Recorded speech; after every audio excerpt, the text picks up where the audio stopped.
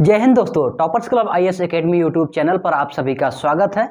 हम लोग SSC JEE, UP PCL JEE और यूपी ट्रिपल एससी जेईई के जो प्रीवियस ईयर के क्वेश्चन हैं उनको सॉल्व करने चल रहे हैं। सॉल्व करने से पहले हम आपको बता दें कि हमारे यहाँ जो ऑफलाइन बैचेस हैं वो स्टार्ट हो चुके हैं। आप जितनी जल्दी हो सके उसमें एनरोल करवा लीजिए, ठीक है। चलिए शुरू करते हैं। पहला क्वेश्चन है हमारा, there are n resistances, each are connected in parallel having value r with equivalent resistance of x. What will be the total resistances when these n resistances are connected in series? कह रहा है कि हमारे पास n number of resistances हैं जो कि parallel में connected हैं, यानी कि वो समांतर श्रेणी में जुड़े हुए हैं। तो उनका जो इक्विवेलेंट रेजिस्टेंस है, जो टोटल रेजिस्टेंस है वो x है। क्या है? x है।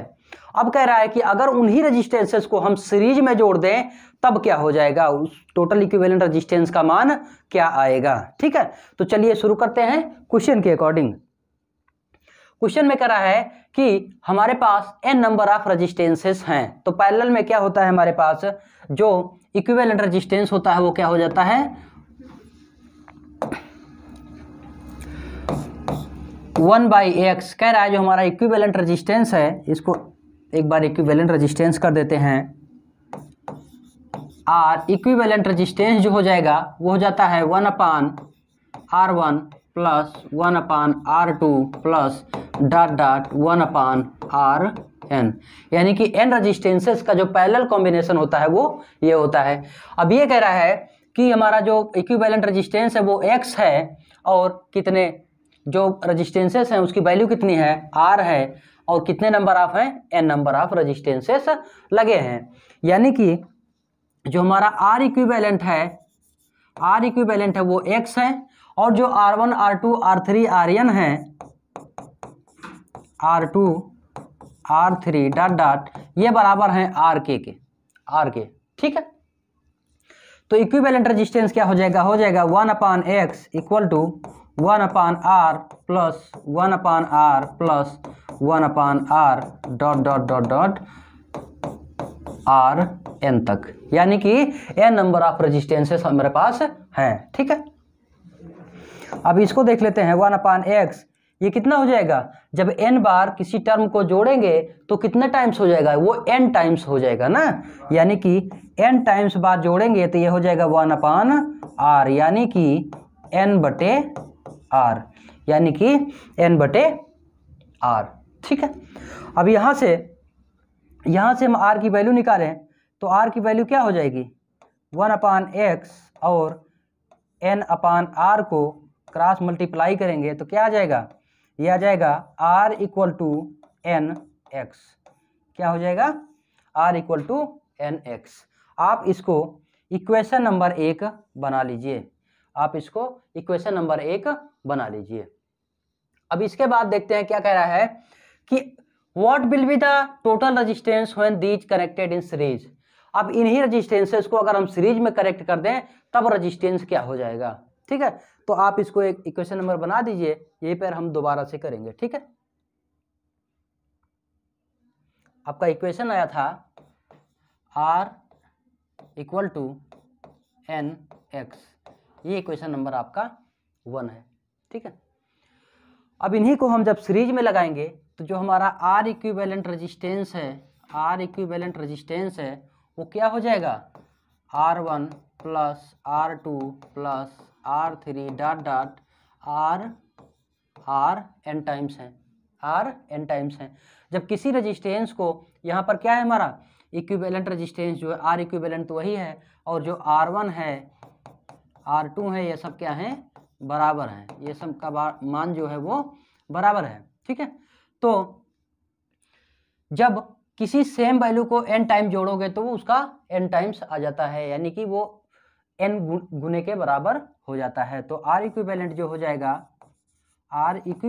जाएगा वो n इंटू आर के बराबर हो जाएगा, n इंटू आर के बराबर हो जाएगा, ठीक है। इसको आप बना लीजिए इक्वेशन नंबर 2, इसको बना लीजिए आप इक्वेशन नंबर 2। अब हम इक्वेशन नंबर 1 से r का मान इक्वेशन नंबर 2 में रख देंगे। r का मान आर का मान 1 से 2 में रखने पर, ठीक है, 2 में रखने पर क्या हो जाएगा, आर इक्विवेलेंट का जो मान आएगा वो क्या हो जाएगा, n इंटू आर की जगह पर क्या है, n x है, तो आर इक्विवेलेंट हो जाएगा n² x, ठीक है, यही हमारा हो जाएगा आंसर। तो इस प्रकार हमारा कौन सा आंसर सही हो जाएगा, हमारा डी ऑप्शन सही हो जाएगा, ठीक है, हमारा डी ऑप्शन सही हो जाएगा, ठीक है। तो इस प्रकार इसमें सबसे पहले रेजिस्टेंसेस जो है वो पैरेलल में लगे थे, वहाँ से हमें एक इक्वेशन मिलेगा, यहाँ से हम आर का वैल्यू निकालेंगे, उसके बाद इस आर का वैल्यू जब हम सीरीज का वैल्यू निकालेंगे रेजिस्टेंस का, इक्विवेलेंट रेजिस्टेंस का, तो उसमें हम इसका वैल्यू रख देंगे, ठीक। चलिए अगले क्वेश्चन की तरफ चलते हैं। अगला क्वेश्चन है 1 unit of electrical energy equals, electrical की जो 1 यूनिट है वो किसके बराबर होती है, ठीक है, जो 1 यूनिट एनर्जी होती है वो इलेक्ट्रिकल में किसके बराबर होती है, तो जो 1 यूनिट होती है वो होती है 1 किलोवाट आवर के, यानी कि 1 घंटे में 1 किलो बिजली जो खर्च की जाती है, या फिर जो हम यूज करते हैं, इलेक्ट्रिसिटी का यूज करते हैं, वही हमारा क्या हो जाता है, 1 यूनिट के बराबर हो जाती है, ठीक है। 1 किलोवाट आवर जो बिजली होती है, जो हमारी ऊर्जा यूज होती है, विद्युत ऊर्जा, वही क्या होती है, हमारी 1 यूनिट होती है, ठीक है। तो क्या हो जाएगा, 1 किलोवाट आवर, ठीक है। चलिए अगला क्वेश्चन देखते हैं। अगला क्वेश्चन है determine the conductance in mho of a conductor when the value of current that flows through the conductor is 2 ampere and the potential difference between the ends of conductor is 40 volt। इस question में हमसे पूछ रहा है कि conductance की value ज्ञात कीजिए उसके मात्रक मोहो में, जबकि उसमें से 2 एम्पियर की करंट फ्लो हो रही है और उसके जो एंड्स पर पोटेंशियल डिफरेंस है वो है 40 वोल्ट, वो क्या है, 40 वोल्ट दिया गया है, ठीक है। तो V दिया गया है 40, V क्या दिया गया है 40, V का वैल्यू है 40 और I का वैल्यू दिया गया है, I दिया गया है 2 एम्पियर, I दिया गया है 2 एम्पियर, हमसे G पूछ रहा है, G हमसे पूछ रहा है, तो G क्या हो जाएगा, G हो जाएगा G equal to I upon V, G equal to क्या होता है, I अपान V, क्योंकि क्या होता है, R इक्वल टू होता है V अपान I, और जो G होता है वो R का रेसिप्रोकल होता है, क्या होता है, रेसिप्रोकल, ठीक है, इनवर्स होता है इसका, ठीक है। तो G क्या हो जाएगा, I कितना है 2 है, V कितना है 40 है, ठीक है। तो ये कितना हो जाएगा, ये हो जाएगा 4 पंचे 20, 1 0 है पॉइंट, ठीक है, कितना हो जाएगा 0.05 मोहो, 0.05 मोहो, ठीक है। तो आपका बी ऑप्शन सही हो जाएगा, आपका बी ऑप्शन सही हो जाएगा, ठीक है। चलिए अगला क्वेश्चन देखते हैं। अगला क्वेश्चन है डिटरमाइन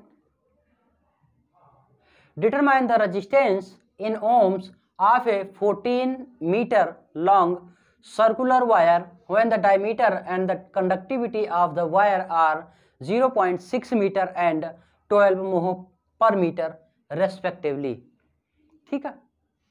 क्या दिया गया है, हमारे पास दिया गया है कि जो वायर है उसकी लंबाई दी गई है, जो वायर है उसकी लंबाई कितनी दी गई है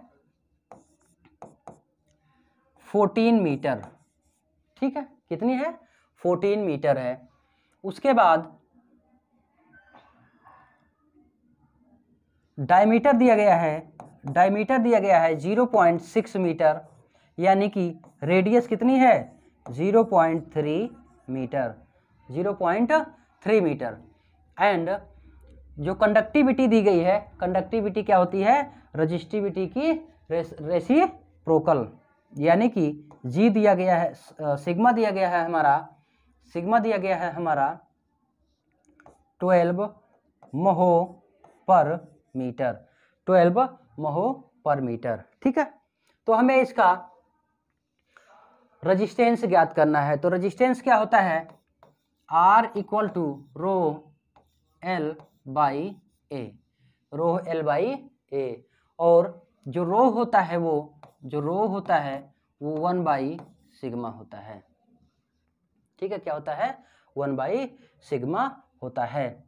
तो यहाँ से पहले रो निकालेंगे, तो रो कितना आएगा, रो का वैल्यू आ जाएगा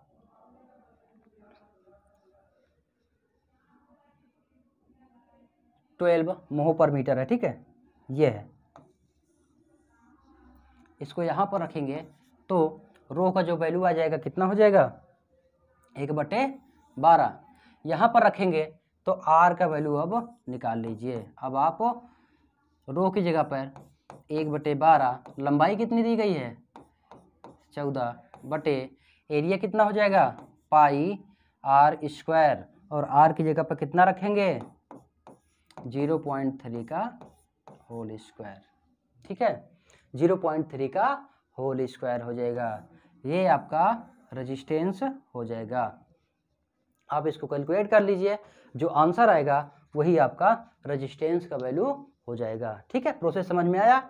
इसमें हमको कंफ्यूज कर दिया है, तो उसने कंडक्टिविटी दे दिया है। ठीक है, और कंडक्टिविटी क्या होता है, कंडक्टिविटी रजिस्टिविटी का रेसिप्रोकल होता है। किसका, रजिस्टिविटी का रेसिप्रोकल होता है। आप पहले रजिस्टिविटी निकालेंगे, उसके बाद रजिस्टेंस के फार्मूले में इसको पुट कर देंगे, रजिस्टेंस के फार्मूले में इसको पुट कर देंगे। आप इसको कैलकुलेट कर लीजिए, जो आंसर आ जाएगा वो आप ऑप्शन में टिक कर लीजिएगा। ठीक है, चलिए अगला क्वेश्चन है, नेक्स्ट क्वेश्चन देखते हैं। अगला क्वेश्चन है, two wires of same cross sectional area have equal length.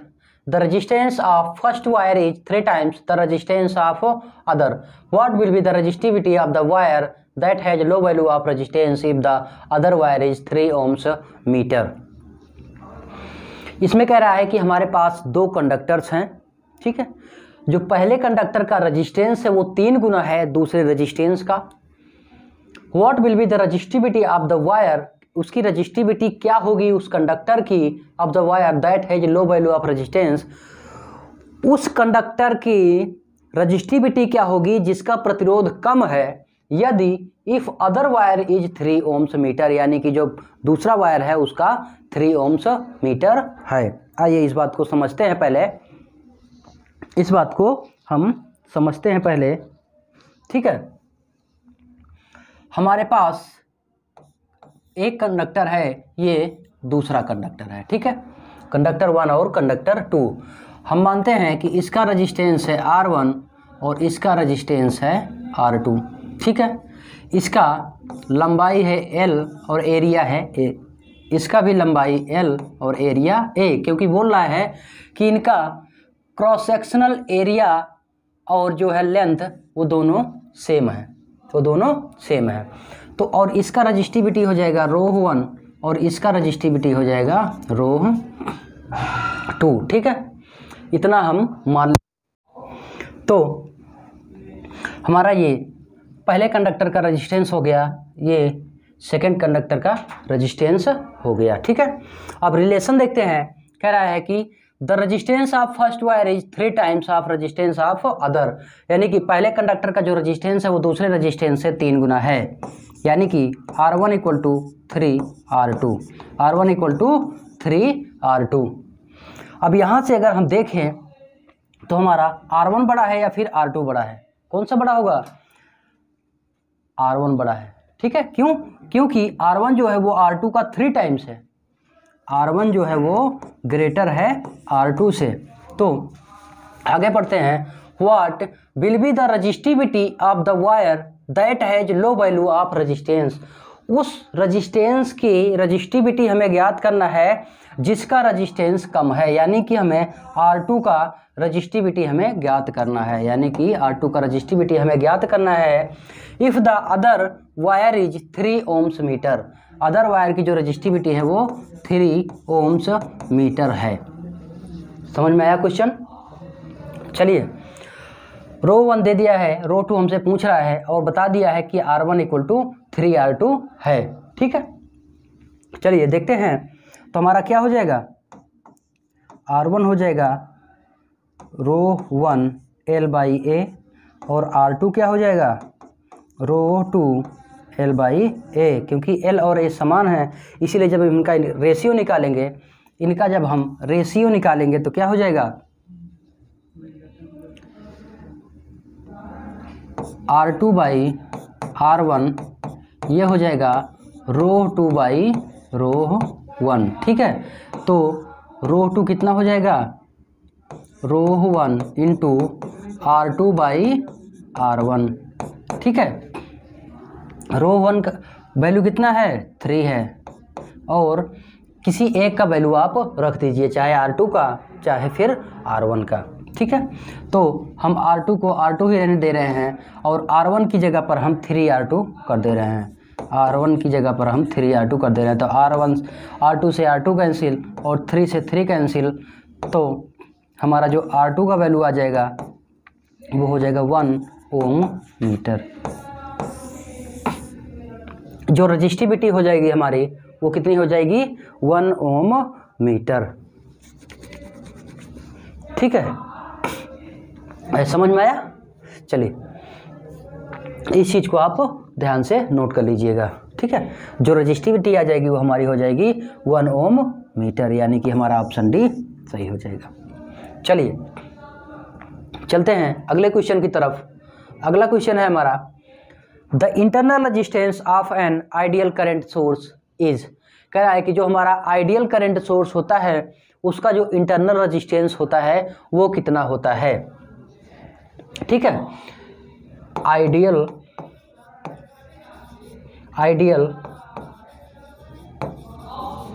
Current source का, आइडियल करंट सोर्स का जो इंटरनल रजिस्टेंस होता है वो होता है इनफाइनाइट। कितना होता है, इनफाइनाइट। इसीलिए इसको बोलते हैं ओपन सर्किट, इसको बोलते हैं ओपन सर्किट। ठीक है, अगर बात करें आइडियल वोल्टेज सोर्स की, आइडियल वोल्टेज सोर्स की, तो क्या हो जाएगा, इसका इंटरनल रेजिस्टेंस हो जाता है 0 और इसीलिए इसको बोलते हैं शॉर्ट सर्किट। ठीक है, इसको बोलते हैं शॉर्ट सर्किट। तो क्या हो जाएगा इसमें, internal resistance of ideal current is infinite. ठीक है, चलिए अगला क्वेश्चन है, अगला क्वेश्चन देखते हैं। In the figure shown below the equivalent resistance across terminal A B is. इसमें आपको एक फिगर दिखाया गया है, इसमें आपको ए और बी के क्रॉस जो है इक्विवेलेंट रेजिस्टेंस ज्ञात करना है। हमारे पास 8 ओम के 4 ओम और 6 ओम के 3 रेजिस्टेंस लगे हुए हैं। ठीक है, हमें जो है इसका इक्विवेलेंट रेजिस्टेंस ज्ञात करना है। अगर इस तरह से आपको नहीं समझ में आ रहा है तो आप इस फिगर को आप इस तरह से ड्रॉ कर लीजिए, इस तरह से आप ड्रॉ कर लीजिए। ठीक है, ये हो जाएगा आपका 8 ओम, ये हो जाएगा 4 ओम, ये हो जाएगा 6 ओम, ये हो जाएगा ए, ये हो जाएगा बी। अब तो आप इसे ज्ञात ही कर लेंगे। 4 और 8 सीरीज में है और जो 6 है वो आपके पैरेलल में है, तो सीरीज का क्या हो जाएगा, 8 4 12 हो जाएगा और 12 और 6 का पैरेलल क्या हो जाएगा, 12 और 6 का पैरेलल क्या हो जाएगा। ठीक है, 12 मल्टीप्लाइड बाई 6 प्लस में 12 6 18। ठीक है, तो कितना हो जाएगा ये 6 3 18 3 चौके 12। तो जो इक्विवेलेंट रेजिस्टेंस यहाँ ए और बी के क्रॉस आएगा वो क्या हो जाएगा 4 ओम, क्या हो जाएगा 4 ओम। ठीक है, तो कौन सा ऑप्शन सही हो जाएगा? बी। आपका बी ऑप्शन सही हो जाएगा। ठीक है, चलिए आगे देखते हैं।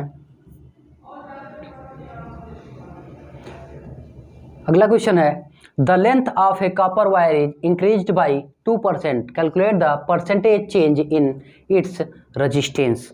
आपको इसके रजिस्टेंस में कितने परसेंट का चेंज आएगा वो ज्ञात करना है। ठीक है, the length of copper wire is increase by 2%। ठीक है, तो इसके लिए आपको सबसे पहले बताते हैं कि इस टाइप का जो क्वेश्चन है उसको इस प्रकार से करेंगे कि हमारा मानते हैं कि जब हमारी लंबाई जो थी वो बढ़ाई नहीं गई थी, तब हमारा जो रजिस्टेंस था, प्रीवियस रजिस्टेंस जो था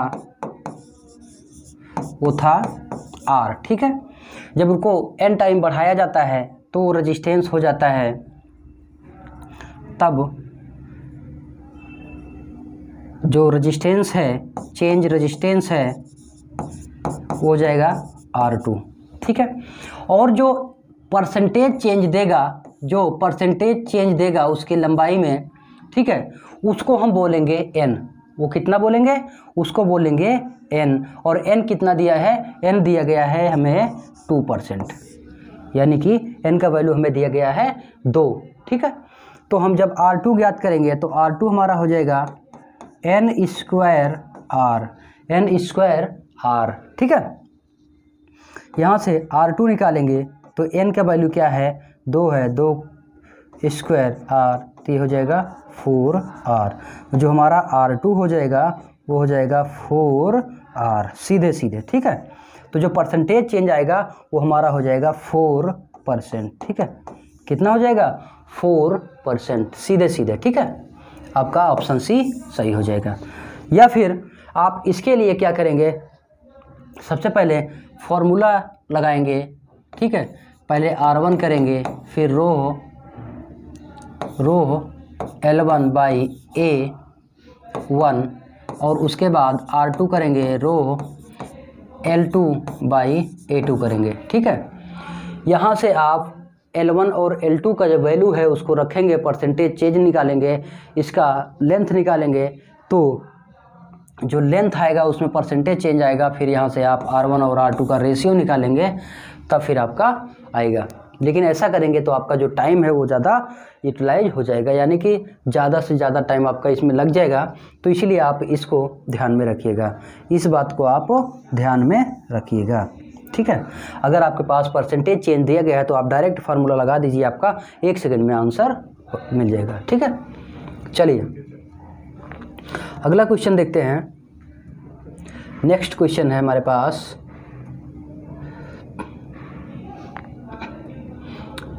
अगला क्वेश्चन है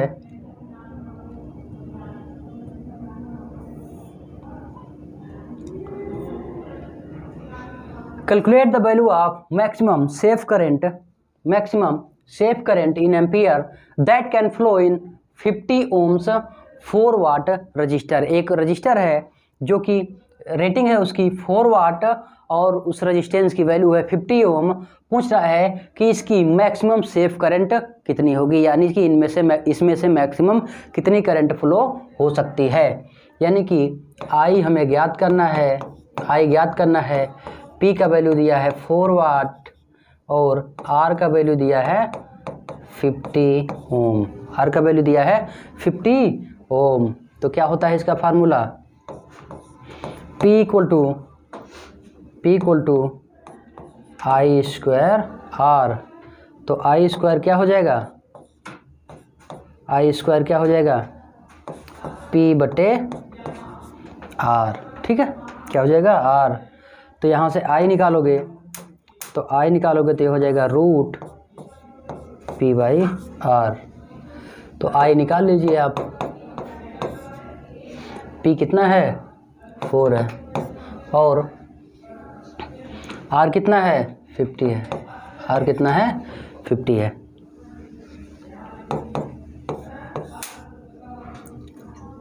ये कितना हो जाएगा? 2/25।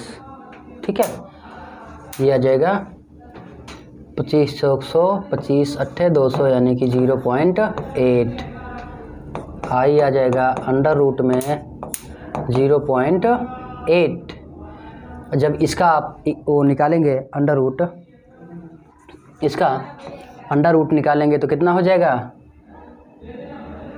2 दूना 4 3 त्रिका 9, यानी कि ये लगभग आएगा 0.28 के। ये कितने आएगा? आई इक्वल टू आ जाएगा 0.28 के। ठीक है, आई आ जाएगा आपका लगभग 0.28 एम्पियर का। ठीक है, इसमें इसकी जो मैक्सिमम सेफ करंट होगी वो हो जाएगी आपकी 0.28 एम्पियर। ठीक है, चलिए आगे चलते हैं। Three bulbs give 50 watt, 70 watt and 80 watt. Out of 3 bulbs, which bulb has thickest filament? Assuming all the bulb has tungsten filament of same length. कह रहा है कि हमारे पास 3 बल्ब हैं, एक है 50 वाट का, दूसरा है 70 वाट का और तीसरा है 80 वाट का। ठीक है, तो इनमें से कह रहा है और तीनों में प्रयोग हुआ है टंगस्टन का फिलामेंट। ठीक है, क्या यूज हुआ है? टंगस्टन का फिलामेंट यूज हुआ है। कह रहा है कि किस टंगस्टन का जो थिकनेस है, मोटाई है, वो किसका ज़्यादा होगा। ठीक है, क्या पूछ रहा है? थिकनेस पूछ रहा है। तो थिकनेस किसका ज़्यादा होगा, यानी कि हमारे पास कंडक्टर जो है इसका थिकनेस किसका ज़्यादा होगा, मोटाई किसका ज़्यादा होगा, यानी कि एरिया किसका ज़्यादा होगा। क्या ज़्यादा होगा? एरिया किसका ज़्यादा होगा? एरिया किसका ज़्यादा होगा? तो एरिया ज़्यादा उसका होगा जिसका रेडियस ज़्यादा होगा, और एरिया और रेजिस्टेंस में क्या रिलेशन होता है? इनवर्सली प्रोपोर्शनल का। ठीक है, यानी कि जिसका एरिया ज़्यादा होगा उसका रेजिस्टेंस जो होगा वो कम होगा,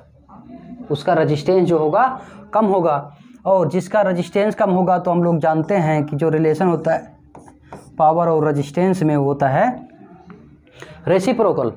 ठीक है, रेसिप्रोकल। इसको आप यहाँ से देखिएगा, R इक्वल टू होता है ना रो L अपान A से, यहाँ से देखिएगा आप इसको। ठीक है, और P इक्वल टू होता है V स्क्वायर अपान R से। ठीक है, तो P क्या होता है? रेसिप्रोकल ऑफ रेजिस्टेंस, यानी कि जिसका रेजिस्टेंस सबसे कम होगा उसकी पावर सबसे ज़्यादा होगी, या फिर जिसका रेजिस्टेंस सबसे कम होगा उसकी पावर ज़्यादा होगी। तो अगर आप इसको ऐसे लिखें P प्रोपोर्शनल 1/R, या फिर ये किसके प्रोपोर्शनल हो जाएगा? R की जगह पे आप 1/A करेंगे तो A ऊपर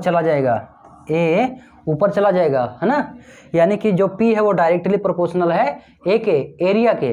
ठीक है, तो थिकनेस उसी का ज़्यादा होगा जिसकी पावर ज़्यादा होगी। क्या होगी? जिसकी पावर ज़्यादा होगी। तो पावर किसकी ज़्यादा है? एक हमारे पास है बल्ब 1 है 50 वाट का, बल्ब 2 है 70 वाट का, और बल्ब 3 कितने का है? 80 वाट का है। ठीक है, तो इसमें से कौन सा ज़्यादा मोटा हो, किसका जो टंगस्टन का फिलामेंट है किसका ज़्यादा मोटा होगा? वो हो जाएगा 80 वाट का। ठीक है, उसकी जो थिकनेस होगी वो सबसे ज़्यादा होगी। ठीक है, तो इसमें क्या हो जाएगा आपका? ऑप्शन सी सही हो जाएगा। ठीक है, ऑप्शन सी आपका सही हो जाएगा। ठीक है, चलिए आगे बढ़ते हैं। What is the critical temperature for lead below which is shown superconductivity? जो लेड का है टेम्परेचर, वो लेड के लिए जो क्रांतिक तापमान का वैल्यू होता है वो कितना होता है? ठीक है, तो जो लेड के लिए क्रांतिक तापमान का वैल्यू होता है वो होता है 7.2 केल्विन। क्या होता है? 7.2 केल्विन। ठीक है, ये भी रेजिस्टेंस का टेम्परेचर के क्या है? मात्रक है, जैसे कि डिग्री सेल्सियस हमारा क्या है? टेम्परेचर का मात्रक है। ठीक है, तो 7.2 केल्विन पर जब हम लेड को गर्म करते हैं, उसको हीट करते हैं, तो उसका जो गुड़ है वो सुपर कंडक्टिव हो जाता है, यानी कि जो लेड है वो सुपर कंडक्टर टाइप का बिहेव करने लगता है। ठीक है, वो अतिचालकता को प्रदर्शित करने लगता है। ठीक है, और जो क्रिटिकल टेम्परेचर होता है, ये वह टेम्परेचर होता है जिस पर कोई कंडक्टर अपनी नॉर्मल कंडक्टिविटी को छोड़कर सुपर कंडक्टिव मोड में आ जाता है। ठीक है, यानी कि उसमें से जो रेजिस्टेंस है वो लगभग शून्य हो जाता है। ठीक है, उसमें से मैक्सिमम करंट फ्लो होने लगती है। ठीक, चलिए अगला क्वेश्चन है,